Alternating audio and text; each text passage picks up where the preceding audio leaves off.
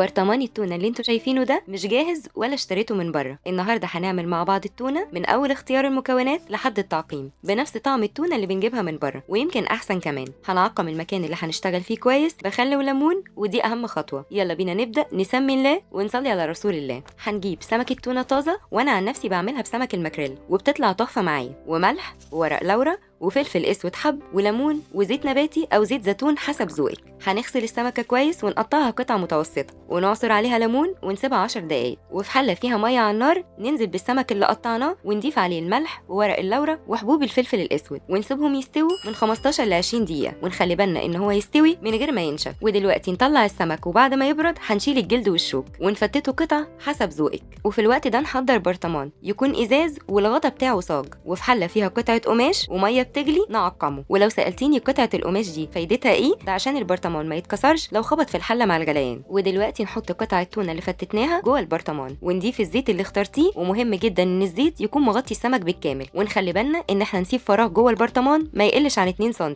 هنقفل البرطمان كويس ونسيبه يغلي حوالي 30 دقيقة. نطلع البرطمان ونخليه مقلوب بالعكس ونسيبه يبرد، ودي نفس فكرة الضغط في المصانع. وما تنسوش تعملوا لايك وتشتركوا في القناة عشان نكمل بيكم. دلوقتي نضغط على نص الغطا، لو لقيتيه ثابت وما بيعملش صوت تكه يبقى كده الهواء اتسحب. ولو حابين الحلقه الجايه تكون عن سلطه التونه قولوا لي رايكم في التعليقات. ودلوقتي التونه بتاعتنا جاهزه، انضف بكتير واوفر، وبالهنا والشفا.